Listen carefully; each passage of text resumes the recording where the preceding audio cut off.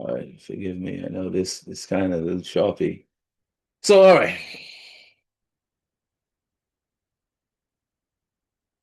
So, shalom, shalom to everybody. Thank you all for coming here once again. I'll try my best to be as quick as possible and give you all the understanding, not rushing anything.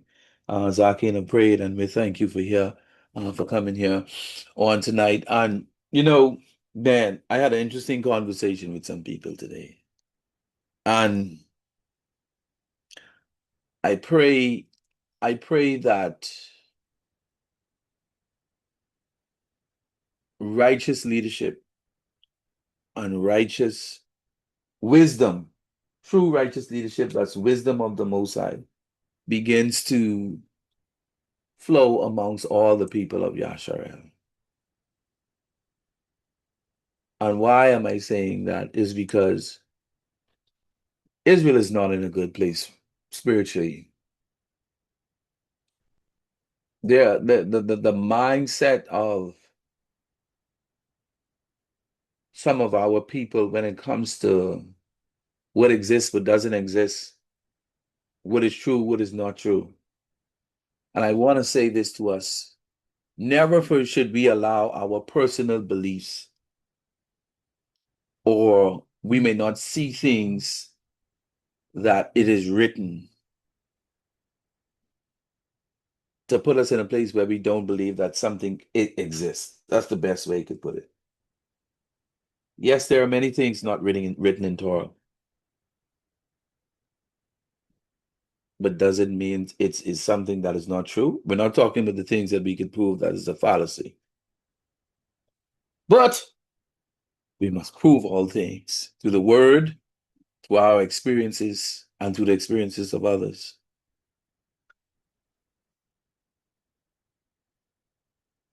Hallelujah.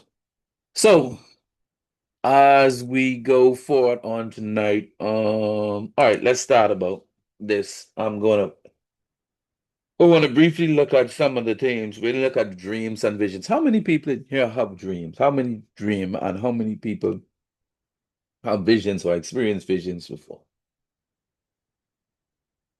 Two people. Ashley, royalty, dreamers. Sailor. Do you understand how they work?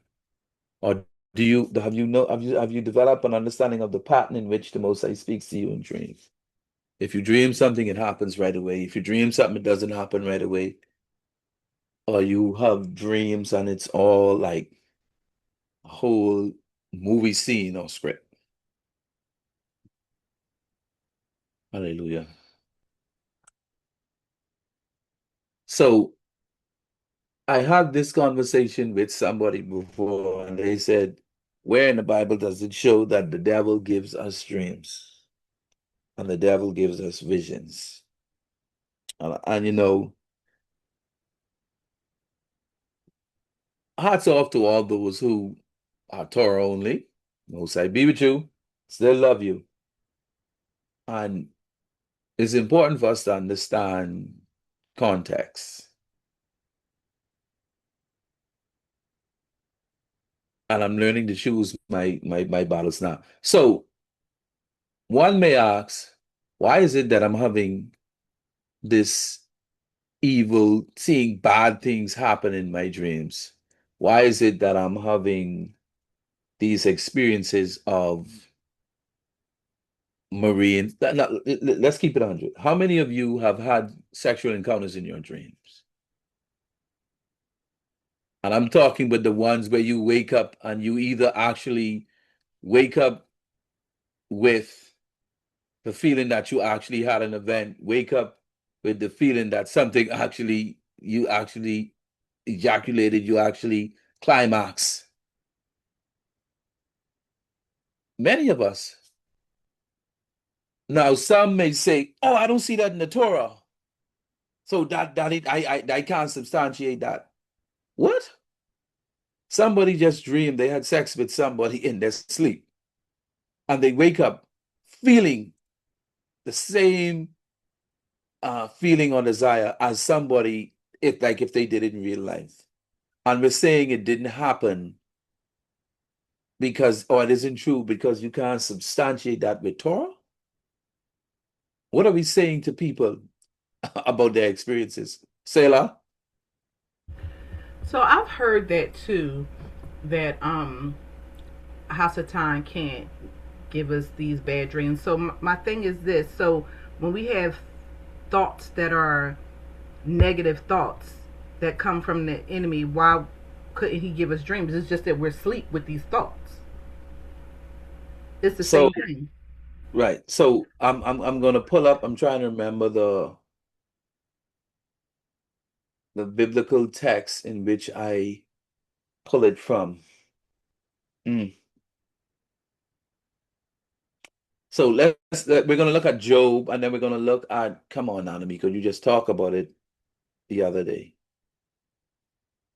So all right, let's use, for example, the the watchers. Let's use the watchers. Let's look at Deuteronomy 13. Let's look at those examples. Now, what we understand, we know there's a kingdom of Yahuwah, and there's Hasatan and his kingdom. All right. And if Yahuwah is in control of everything, he's sovereign. He allows everything to happen. He sees everything that's happening. All right. He allowed Job to be persecuted. He allowed Job to have that experiences. So let's look at it like this. And see, for me, I like to deal with common sense. All right. If I am a righteous person, I'm walking in righteousness, I'm serving Yahuwah, he's going to show you, if he cannot speak to you in the everyday life by the way of his ruach, he's going to show you something in dreams. So if I'm serving Yahuwah, I'm walking in the truth, I'm walking in the light, right? But somebody else who may be a witch or a warlock, they're not serving Yahuwah, they're not giving him praise, but they're having dreams. And in their dreams, they're being shown how to do certain things.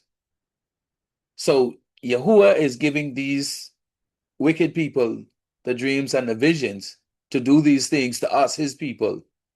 Or is he allowing it to happen because his will got to be done? See, this is what I try to get people to understand.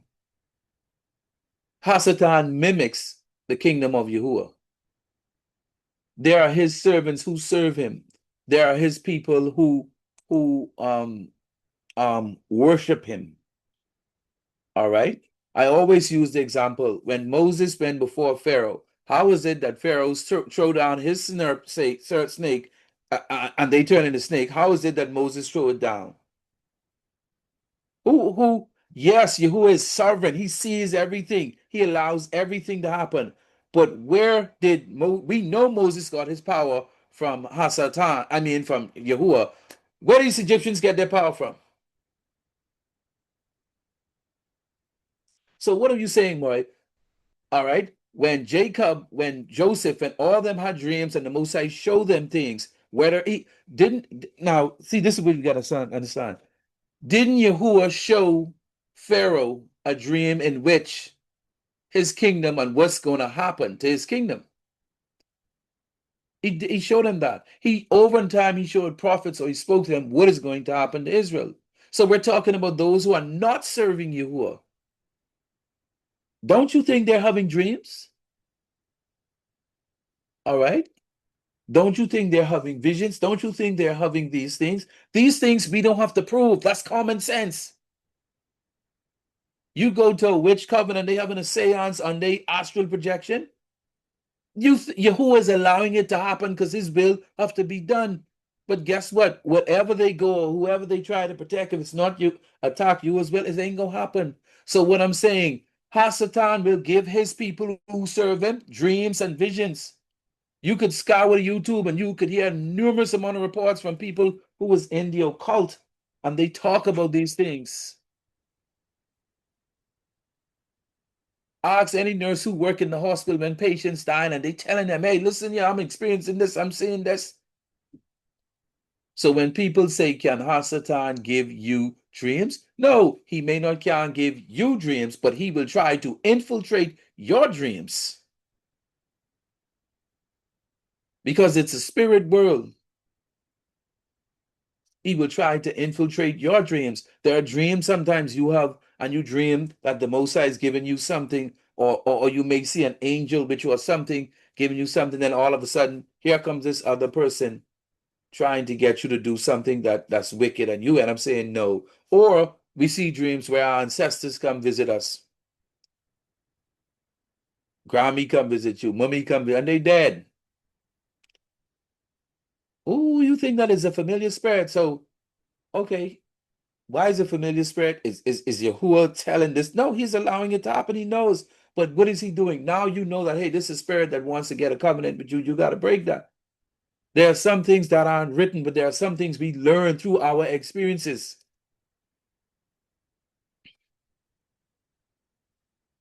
Dreams and visions are visions Yahuwah or Hasadan shows us within the spiritual realm. As our body sleeps, our spirit is still awake within the spirit realm.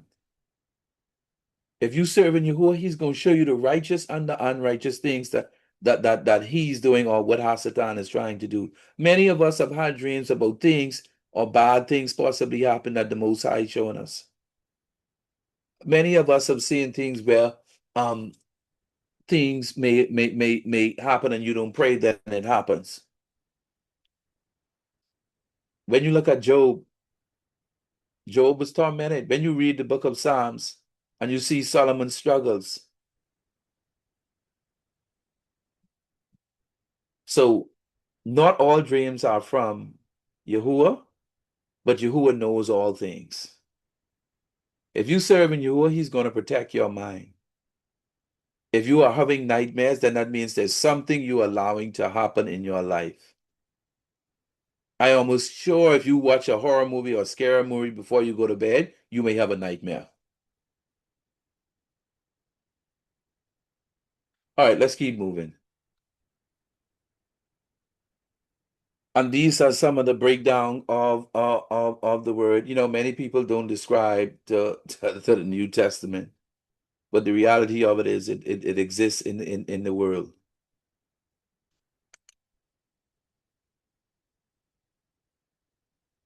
And it's in simple form, visions. All right. When you awake and you begin to see things, you begin to be consciously aware of things. Most of the time we see visions. Or even you could have a dream and you end up in a vision. That sounds very peculiar or strange, but it happens.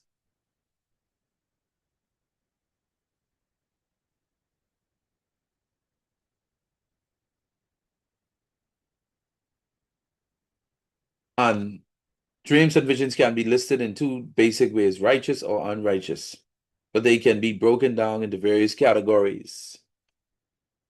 Prophetic dreams, these are dreams where are shown about future, the future of either our lives, the lives of others, or events, the world, and the assembly in general. Warning dreams, these are dreams where you receive warnings about events, things, issues, or people. Information, strategy, and invention.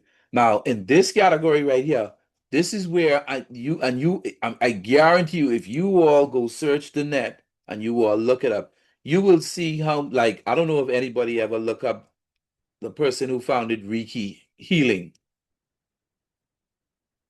And if you read the story, the founder of that, he said he went up in the mountain in the cave. And I think he said he prayed and he had a dream or a vision. And this, I can't remember if it's an entity or spirit came to him and told him how to do this thing. And guess where Reiki healing was done in a movie that we all probably love to watch? The Karate Kid with Mr. Miyagi. Anybody remember that? When he would slap his two hands together and rub it and then put his hand on the body and the heat. And how much else was doing that? I don't know if that's a form of Reiki healing. Yeah. So you have these dreams where information is given. And guess what? The enemy is crafty, you know. He will come give you things too. We have warfare dreams. where we fighting. I know, but them, I had a lot of them. Direction dreams regarding things in our lives, nightmares, sexual dreams, heavenly dreams. Yes, these are reality. Here's what I say to people. When you read the Torah, you got to read, don't just read Torah. Look at what the prophets had to say. Look at what the nation of Israel experienced. Look at what Mashiach had to say. We are going to experience some things in our lives that is beyond the book that we have. That's the reality. That doesn't negate the fact that we don't have to believe. As it was, none of us in here have ever seen a cherubim let me not say that. Some of us may. None of us have experienced seen a Nephilim or anything. But the word tells us these things coming back.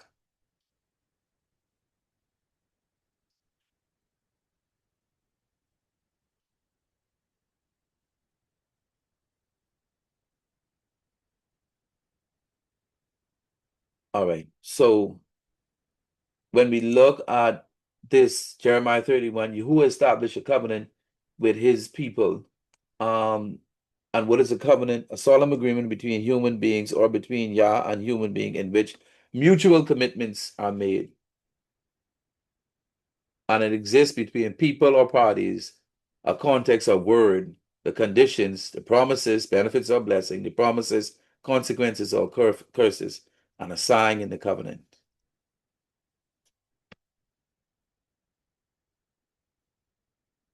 You skip that. So all right, here. So let's look at this from a covenant, Matthew 27:22 to 25. And Pilate said to them, what shall I do with you, Yahushua, who is called Hamashiach? They said, let him be crucified. But he said, why? What evil has he done? They cried out the more. Listen now. Let him be crucified. And Pilate, seeing that nothing avails, but rather that a tumult is rising, took water, washed his hands before the multitude, saying, I am innocent of the blood of this man. See you to it. And the people answered and said, his blood be upon us and upon our children. So the innocent ones who had no idea what was going on, they made a covenant to sacrifice Yahusha, to kill him. But it was all a part of the prophecy. Let's look at Numbers 14. And guess what? We also have to look at things we say jokingly with our mouth. Sometimes we joke and we say, oh, this, that. But hey, be careful we putting it into the atmosphere. It says, Numbers 14, and all the congregation lifted up their voice and cried, and all the children of Israel murmured against Moses and against Aaron. And the whole congregation said unto them, would Elohim that he died in the land of Egypt, or would Elohim we had died in this wilderness? And wherefore had Jehovah brought us into this land to fall by the sword, that our wives and our children should be a prey? Were it not better for us to return into Egypt? And they said to one another, let us make captain. Oh, I can't see the bottom. And they went to kill Moses. So they made agreement to go where? Back into Egypt. See, many times we may not understand that when we speak with our mouth, we're declaring things in the atmosphere. And we're speaking what? The ruach, the wind, into this atmosphere. And whether we believe it or not, there's a spiritual thing that happens. And many of us could attest when we said something or did something, or you may say, well, I can never do this. And some of us may end up doing it all the time. Or even when we speak that we're going to do our part to do something good, and it happens.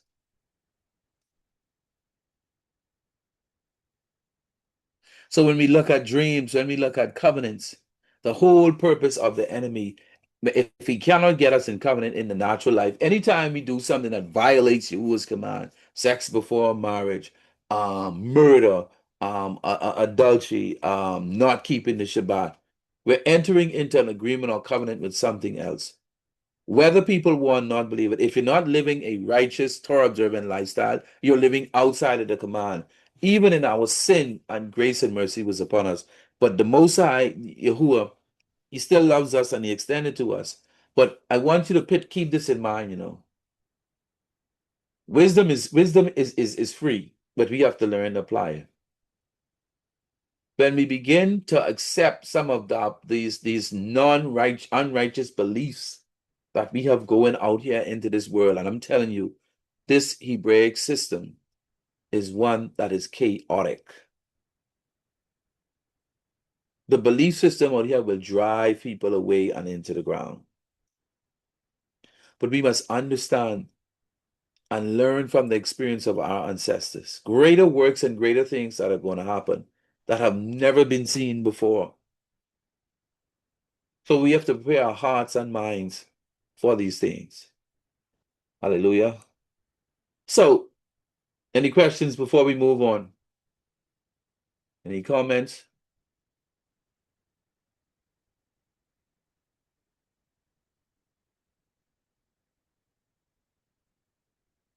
Okay. But let's talk about a little bit about soul ties and we could dive into I can keep y'all me try hurry up, finish. Um, has anybody, let me ask an honest question. Everybody's cameras on. Y'all can turn your cameras on. Has anybody ever had a soul tie? Is anybody still involved in a soul tie?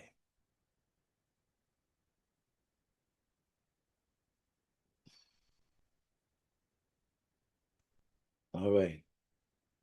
Now, do you think you're over that?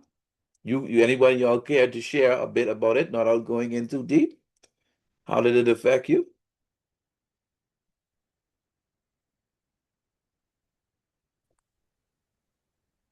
Nobody? All right. Go Okay, ahead. Moreh, what was the question again? Would you like to share a bit about your soul tie, not without going in too deep, and how it affected you? We got two hands, Miriam and Tegalia. Okay. Miriam, then Tegalia. Hallelujah. Sleeker. I'm just trying to get back into Zoom. Okay, got the timer. Hallelujah. So for me, it was kind of weird because I didn't actually like the person. Like I didn't like their personality, so it didn't actually make sense to me. But it would be like pretty consistently at certain points and peaks, they would enter into my mind even after the relationship itself had expired. Like there were certain things that still carried over. Like when I would think of the person, I might not even think of them, but like I could smell how the person smelled, or like different things like that that I would like just would kind of come to mind.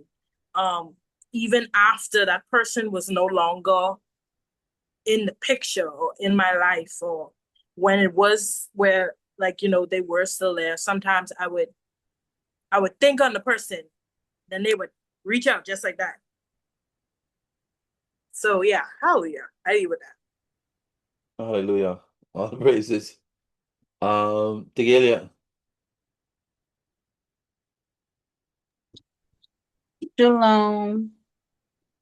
So mine started as a child. Well, I was about to be a teenager. And I kept seeing it in my dreams and how it was like trying to be my covering. And relationships and things just wasn't working out because it wanted me to itself. So until I came into the truth, that's when, and soul ties could also be from, you having sexual intercourse with other men who have soul ties with other women that, just carry and transfer on to you.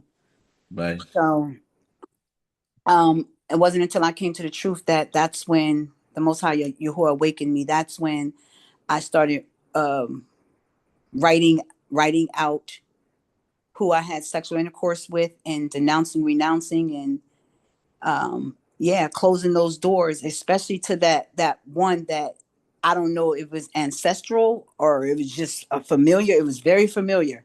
always there in my dreams, always. And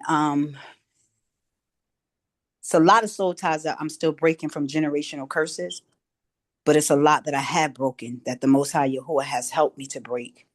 And yeah, so they think that they're your husband and they don't want nobody by you. And yep, and that's it. But even from the other ones that has come upon me from sexual relationships, I can definitely say that it's real. It is real. And all praise to the Most High Yahuwah that He helped me to break those soul ties. And I yield. Hallelujah. Boy. Aha, I got off. Hallelujah. All praise it to me. And it's a real thing too. And I didn't believe in him. And guess what? And this is why, like, I think this begin to give me an understanding why premarital sex is not a good thing for anybody to practice. Because you're going to connect with somebody and think it's love or anything, but it's a fleshly soul tie you have now with somebody because you're born with them. And you begin to ignore a whole lot of things. That's why counseling is important. Take a quick look in this, right, Biodia. So if you look at the book of Samuel, a righteous soul tie, we know with David and Jonathan and David. Man, listen, I even heard a pastor from the LGBT community say David and Jonathan were lovers. I'm telling you, right? But the connection, the difference between a righteous and even we see at Adam and Eve in Genesis, a righteous soul tie will never put itself above the Most High and His word. It will never do that. I don't care how much you know that person or that. They will never look to become Yahuwah in your life. Even with a husband and wife. Because before the Most High gave Adam a wife, He gave him a ministry. He had to do the Most High's work. Then He brought His wife to him and said, look here, balance all this out, maintain it. Hallelujah. So we see righteous soul ties pleases Yah because they unite people to fulfill His purpose and they bring and give glory unto Yahuwah. You can meet someone in this walk in this way, and they come alongside you and you love that person, but nothing about neither of you will cause y'all to put yourself above the Most High or forsake the work that you all called to do. It happens, it's a real thing.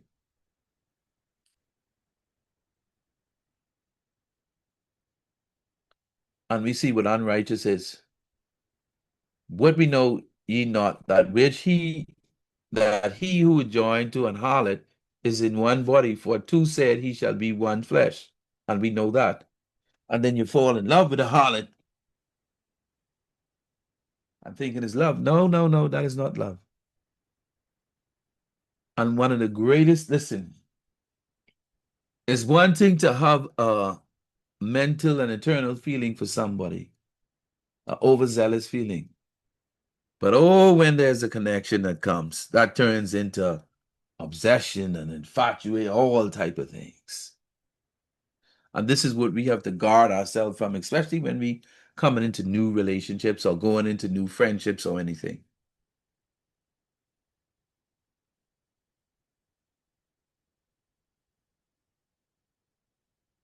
Hallelujah. Does anyone care to read? All right. All right. Unrighteous soul ties never led people to become who Yah created them to be, nor does it lead people to Yah. These soul ties always fulfill the purpose and needs of the individuals who try to control the mind and will of people with. Yeah, that cut off. I can't see it. Okay. But that's the main part of it. And we see, and guess what? We see it in Israel too. We see in Israel that people try to control others through manipulation, through guilt, you know, and in that way today. So we, as those who follow in the way, should never try to have mind control over someone, even a spouse.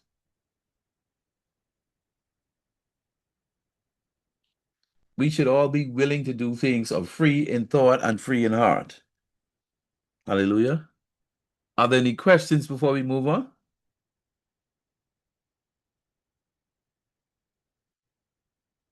All right. Now, should I touch on this witchcraft? All right. So, anybody could tell me a short thing of their understanding of witchcraft?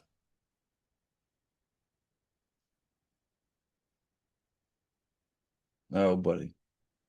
Miriam, royalty. Go ahead, Miriam, then royalty. Okay, so is it I would say the accessing of any power outside of yours. So the utilization of any power outside of yours. That's my guess. Okay, royalty. I think there's many forms of witchcraft. One that we might overlook is gossip or just like bad mouthing people, so to speak, or just trying to influence somebody's opinion about somebody else. Coercion, manipulation, as you mentioned before, like there's something else that I've encountered actually. I call it spiritual love bombing, where somebody's going to be really kind, really nice to you, in the walk, what have you, but there's a reason for it. It might be that they want to access something that you have access to, and Mhm. yeah, just kind of guilt. They don't overtly guilt trip you, but you might feel guilt tripped into kind of yielding to whatever they ask of you because they appear to be really kind and nice. Not ask of you like to do anything unrighteous, but you feel like you're almost obligated to, you know, like almost people please in a way. So I feel that's a form of witchcraft. But yeah, it's that, and all these things kind of stem from manipulation and coercion. And then obviously you got this other acts of spiritual witchcraft where people do things, whatever rituals and practices and things to in their view to kind of manipulate or change or just I don't know to control something. So yeah, I yield. Hallelujah. Right. So, like you said, it varies that then depends on the region or territory that in, but in its general sense, um, you could look at it as being any source to gain any source of power and authority other than Yahuwah. That's the main thing. Or even to control things without being under the guidance of Abba Yahuwah. All right. Like there's people try to rule people's mind, you know, try to manipulate people. That's a form of witchcraft.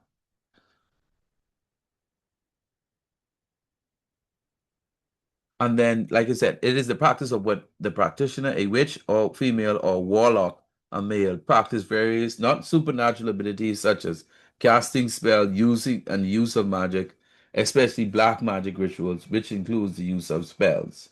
In modern context, religious practices involving magic usually within a satanic pagan tradition.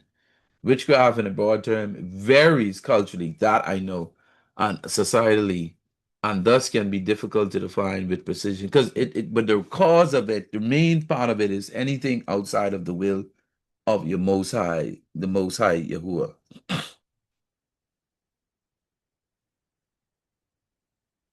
So if we look at Deuteronomy 8, go ahead, Zakane.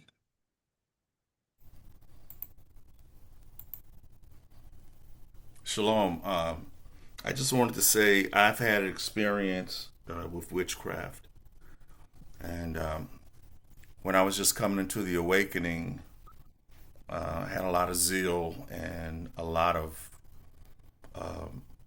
I wasn't operating in wisdom and understanding. I didn't have anyone to I didn't have any counsel.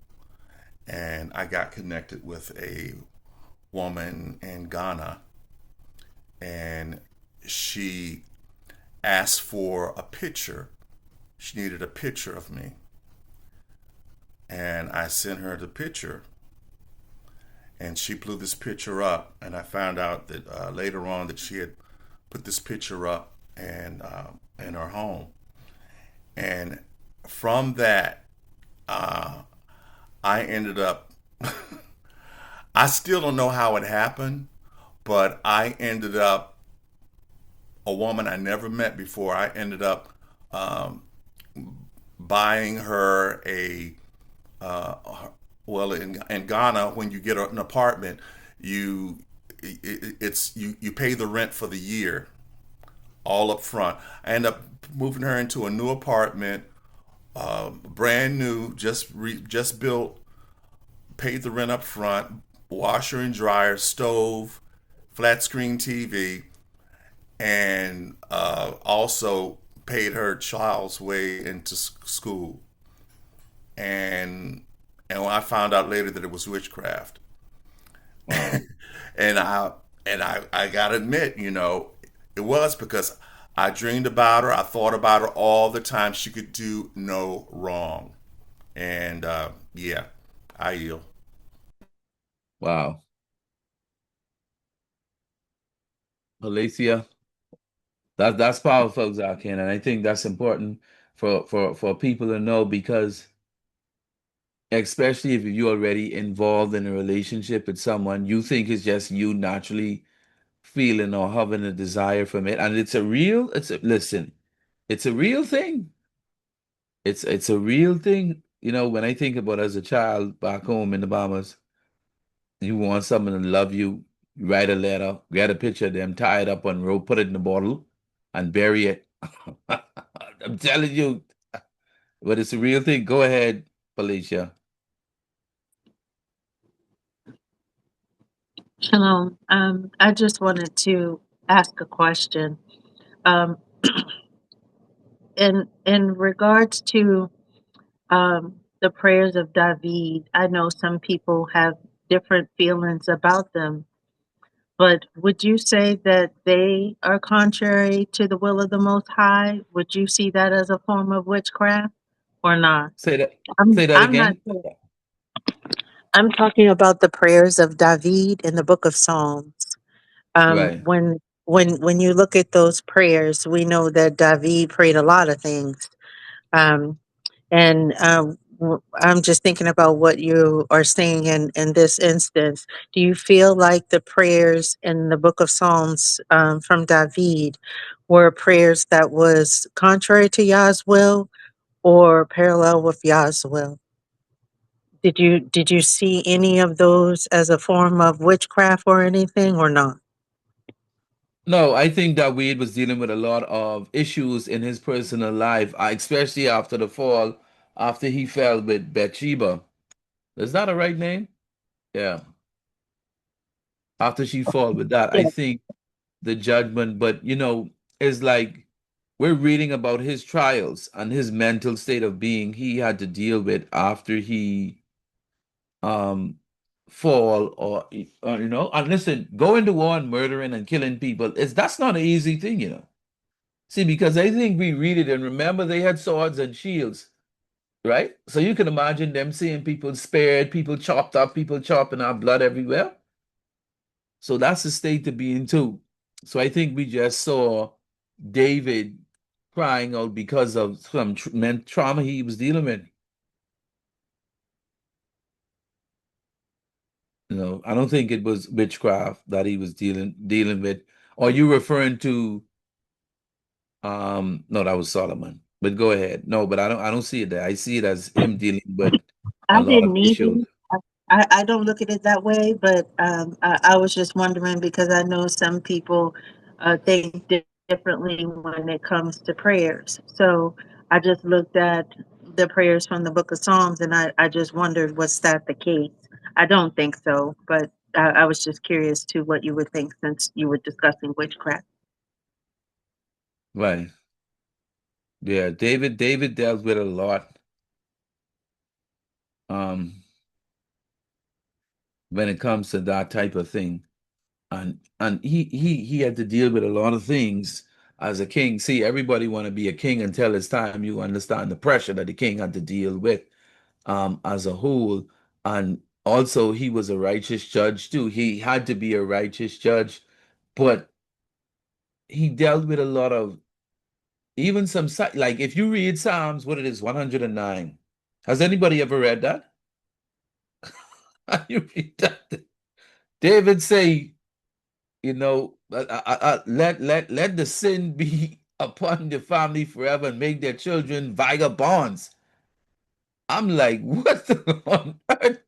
So when people say, oh, you can't pray for wickedness, hey, you need to read Psalms 109 because David was putting it on them in Psalms 109. But then you read Psalms 91, Psalms 23, you know, Psalms 51. So you see someone on a stable, when it good, it good, when it bad, kill him, Abba you. I yield. More Melissa.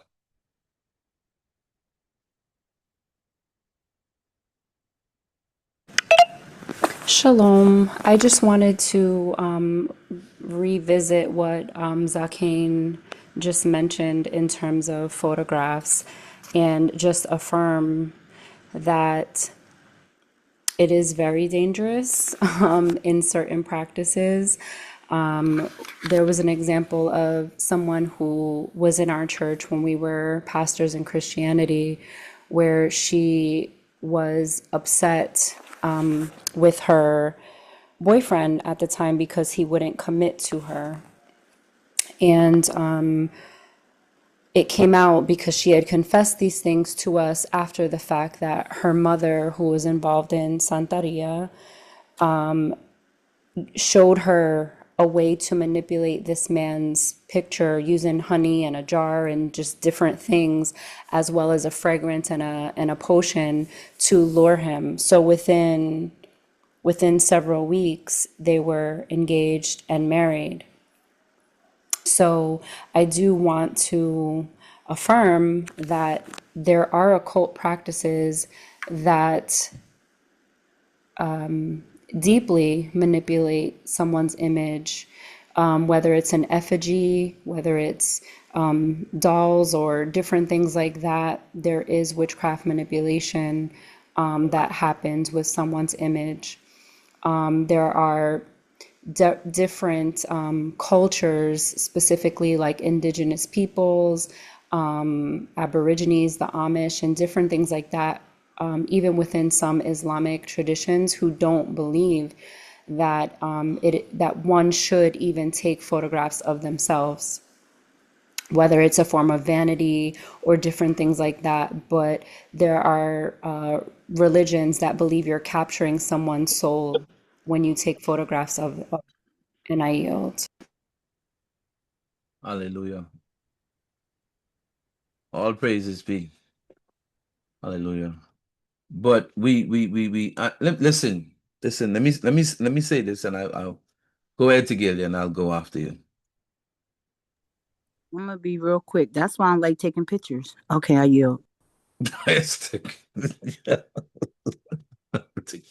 Boy, listen. If there's one I could count on to keep me laugh is to Gilly. No, but here's the thing. Yeah, I know people like that, but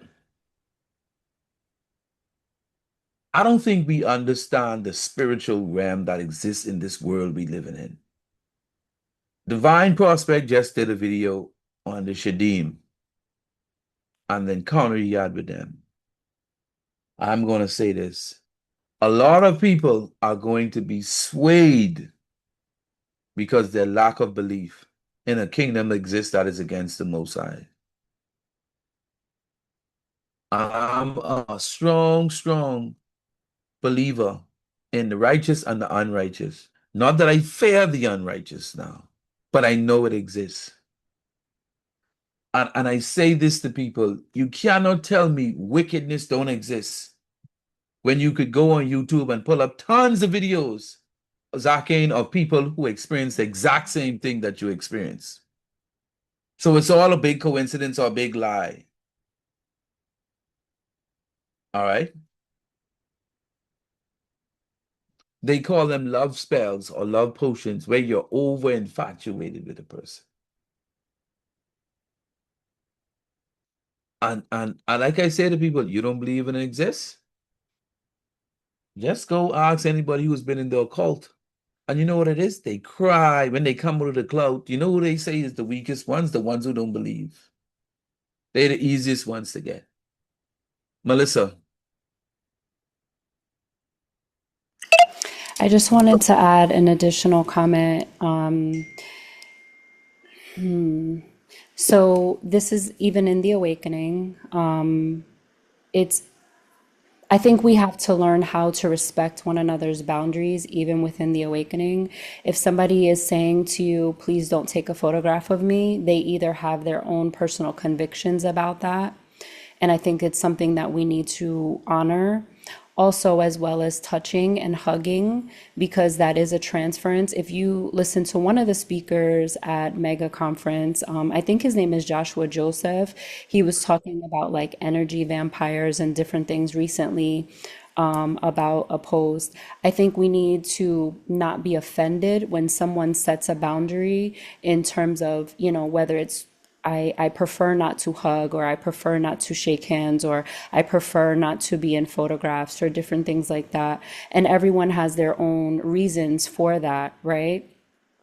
So I think just within the awakening, instead of taking on a spirit of rejection, we have to understand that people have their reasons for why they're saying different things, and we should honor that and respect that. And also not allowing even the manipulation of those things, whether it's touch, photographs, hugs, whatever. When you encounter people, just being mindful that maybe the situation has nothing to do with you, but everything to do with their own personal convictions. And I yield. hallelujah. Hallelujah. That's important too. Like for me, I can't someone get mad because you tell them to do something. It's a poke them in the eye. No, I just joking. It's crazy. I don't understand it. Somebody probably need to help me understand. Give me 1 minute. Let me fix this thing. Someone probably need to help me understand how do I get upset if I say to you, hey, please don't do this or please don't do that. You get what I'm saying? If someone is saying to you, don't do that, and it's a major red flag. Like, why would you want to even consider it? You know? And then you have to look at people and be like, hey, but I told you not to do this. I told you not to do that. I told you um not to do this thing to me. And then when people get upset about it. Because I listen, I could remember that I ate some things from some people, and listen to me, it didn't go well with me. And I had to pay a hefty price for it. We don't have to believe it at the end of the day. That it's real out here.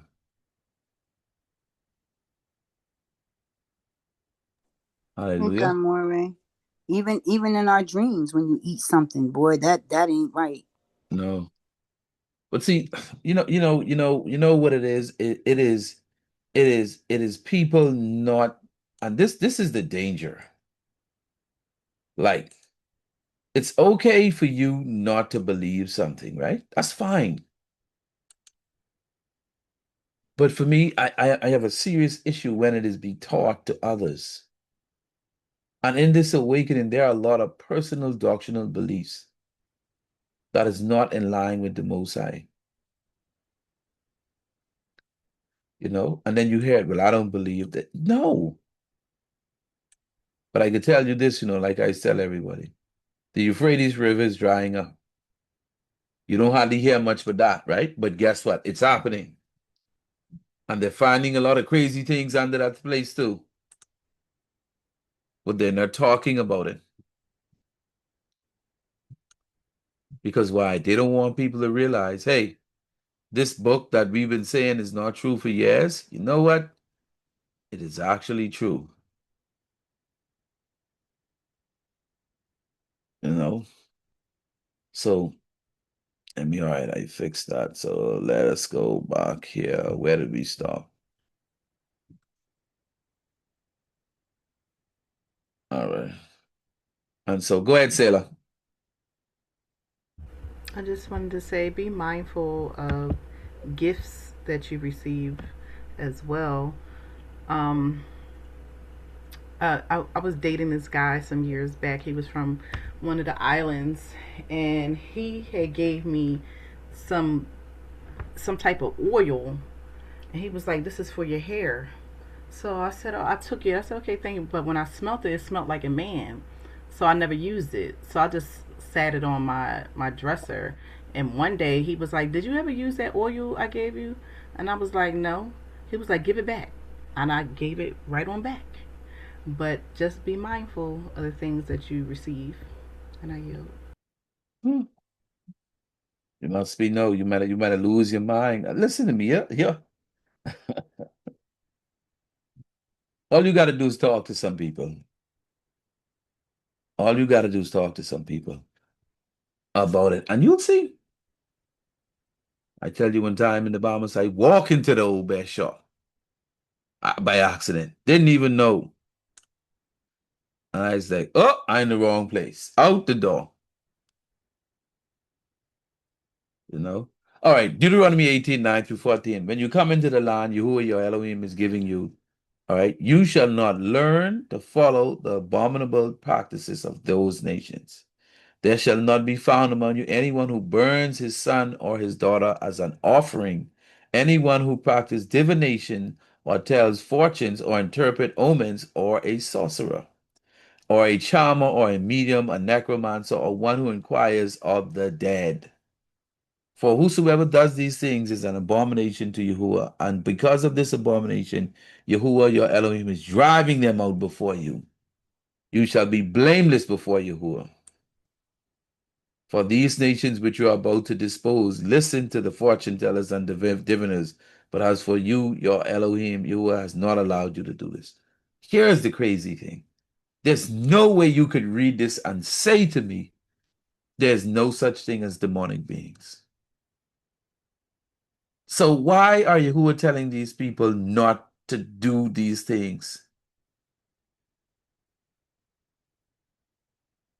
And if you look at it, what is divination?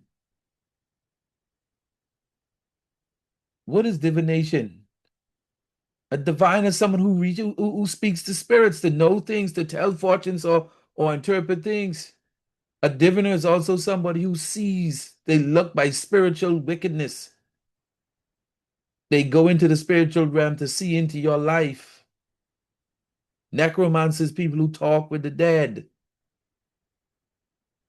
A medium is someone who allows demons to inhabit them. Now, a charmer is one who is almost like, let me see if I can remember it now. Almost like a shaman. They give you potions. That's like how you say sailor the oil to do things to people or even to yourself.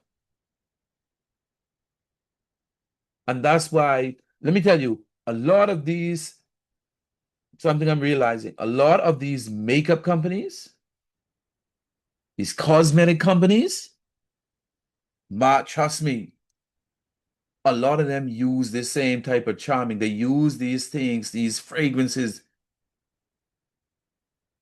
And when you put it on, you got you may just be attracted or the person it mesmerize these individuals. A lot of these makeup companies. Go ahead, Alyssa. Yeah, that's true about the makeup companies. That's why they name them after all this stuff. Like, I can give you one example. Like they have one that's called, I think is something narc, but it's for narcissists. Um, it's different makeups, but they're named after like Urban Decay. It's a whole bunch of them. I can't think of them, but yeah, they're named after different things that entices you, something wicked. I can't really explain it the way I want to, but it's named after stuff like narcissists and urban decay and all that stuff like that. If you get what I'm saying. Yeah, I do. Hallelujah. All praise. And I'm telling you, it's real. It's real out here. Go ahead, Felicia.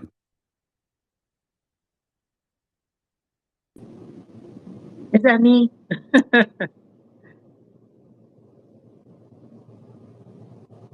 Yes, Hello? go ahead. Okay, sure. Um, I was gonna say, when you were mentioning about the makeup, I was gonna say you and the Okoti hit it right on the nose. Like, there's so much involved in that industry, but it doesn't even just stop at makeup. One of the ways that really go undetected is when you add the hair, the extensions into that. And I think people just overlook like the documentary that Chris Rock had put out in regards to a lot of the human hair and things like that that are used for weaves and wigs and things like that have been offered. And so when you have a lot of, especially our women, who are putting these things in our heads, well, not my head, but putting this in our heads, and then we don't understand, what all is attached to it, right? I just think that it's a lot to consider. And I yield.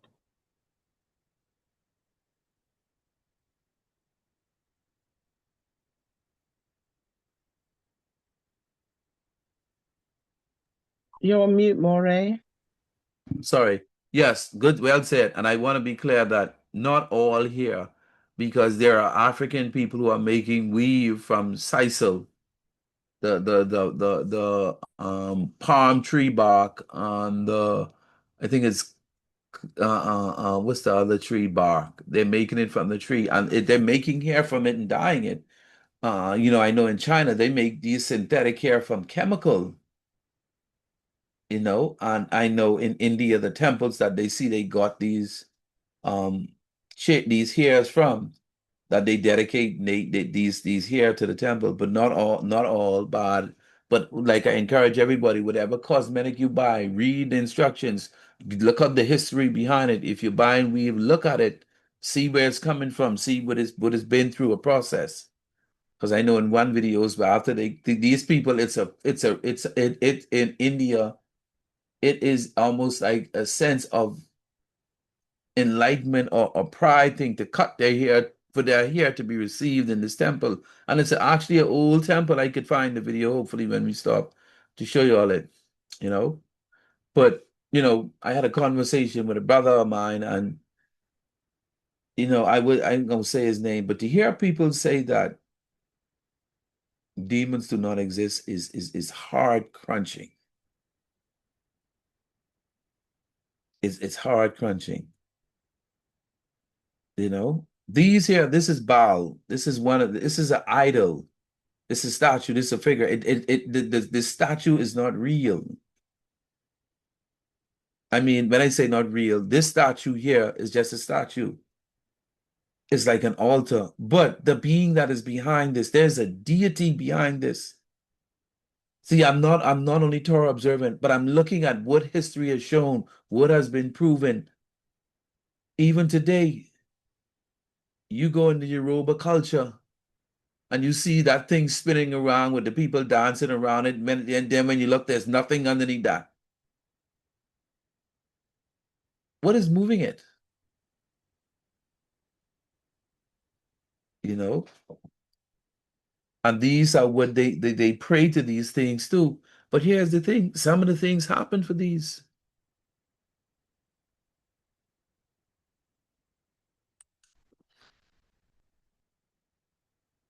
We see here, Yahuwah told our ancestors, do not give any of your children to be sacrificed to Moloch, for you must not profane the name of Yahuwah.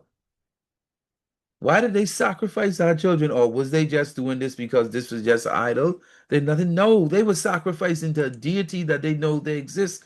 And when they listen, whether we believe it or not, we know that these blood sacrifices exist in the movie, the music industry, for wealth, for businesses, and anything.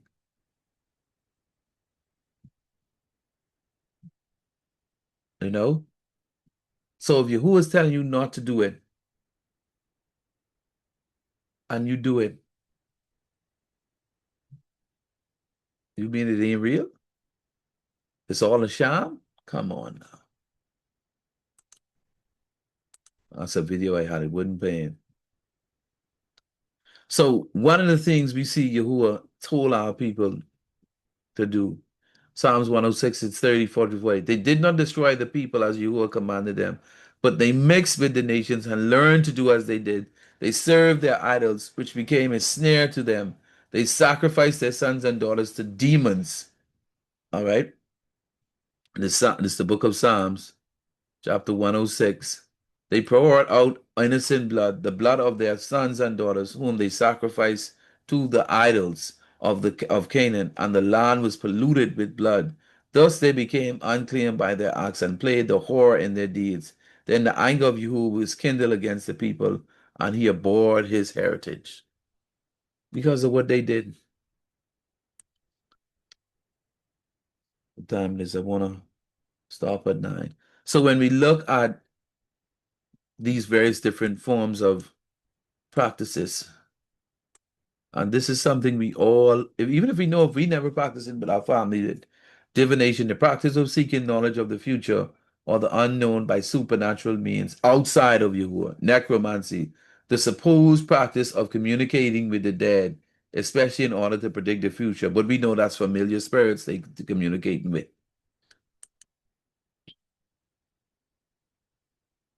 So when we look at Ezekiel 8, can someone want to read? I can read it. Okay. I'll come to you again to get you.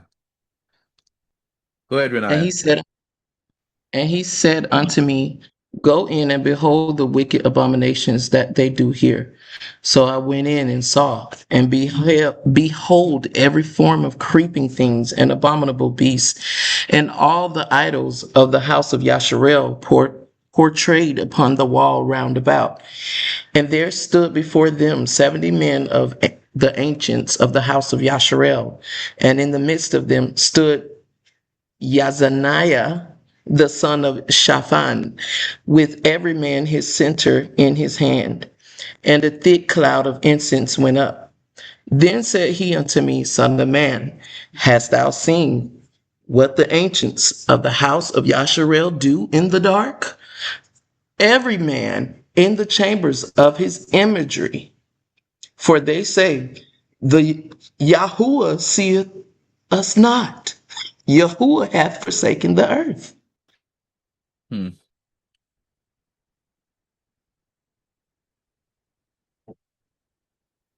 Then he brought me to the door of the gate of Yahuwah's house, which was toward the north. And behold, there sat women weeping for Tammuz.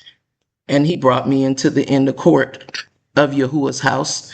And behold, at the door of the temple of Yahuwah, between the porch and the altar, were about 25 men, with their backs toward the temple of Yahuwah, and their faces toward the east, and they worshiped the sun toward the east. Whoa.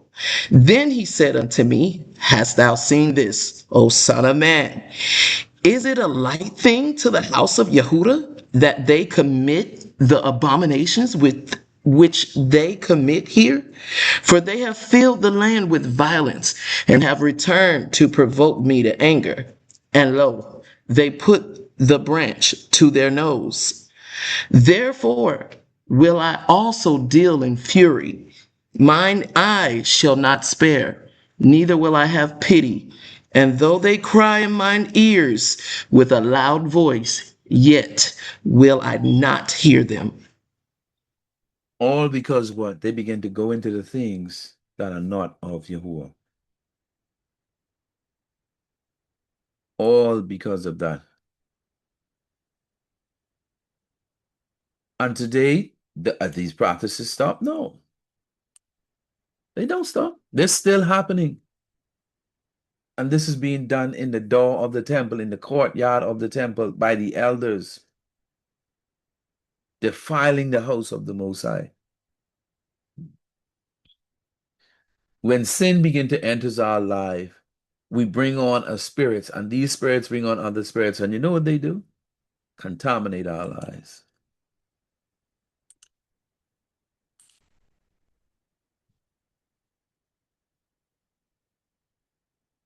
All right. So it's 8:49. I'm going to stop right here for the night and pick up again where um we meet and where we left off. Let me go back here. But I wanted to, I hope one of the things I want to do as I go through this entire lesson, this entire process is for us to recognize and realize that through dreams we encounter covenants. All right. And when we have covenants in our lives, the enemy will begin to, their job is to constantly have them strongholds get stronger and stronger and stronger. All right, because he knows Yahuwah is going to minister to you to break these covenants that is upon your life. Many people in this world today, and even in the truth, let me use the truth. Knowledge is destroying a lot of our people. This is one thing I want you to remember. I am a Torah observant person. But what is written must be aligned up with also what is the words of Yahusha, the what is written by the prophets as well, and what we see, because they talk about, they uphold the will of the Most High, and also experience. What we experience, you have to look at these things. Because some of you may have dreams or some vision or some encounters and you can't explain it, but it happened. It happened.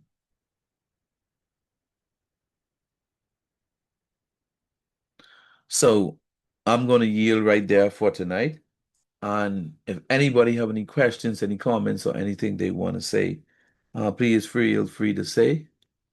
And I don't know if you all know, we have opened up a spiritual warfare Mishpachah chat. So if you would like to be, I think I have it in the Great Awakening community. For those, if you may have some questions you want to ask the team, yeah, it's called the Spiritual Warfare Mishpachah chat. It's in the Great Awakening community, if you want to be a part of it. And we open that up just for people who want to chat, or if they have things they want to need prayer as well too.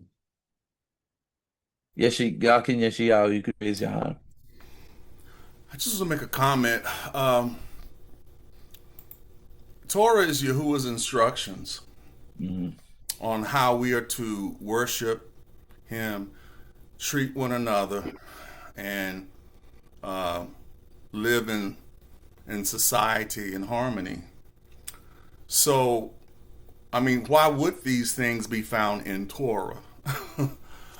uh, I mean, sometimes it's amazing how we can go down a slippery slope of knowledge to where we can study ourselves into a place of where you don't make sense, because there's a spiritual world. If you don't believe in these things, you must don't believe that Hasatan exists either. So you must not believe, because he has a kingdom, and it's not just him. He has a kingdom, and just like Yahuwah has a kingdom, and he has a kingdom as well. And And he's doing his job well when he can convince people that he doesn't exist and that he doesn't affect things, that it's all, in our minds or our own will or what have you. I would like for them to experience some of these things that Man. I'm telling you. How can you take it? Hey, listen Go to to me, New yeah? Orleans or go to Haiti. Listen to me, yeah? I'm telling you, yeah? And Mm. I said that, you know what? So let me cut this recording right now. I yield with that. But um I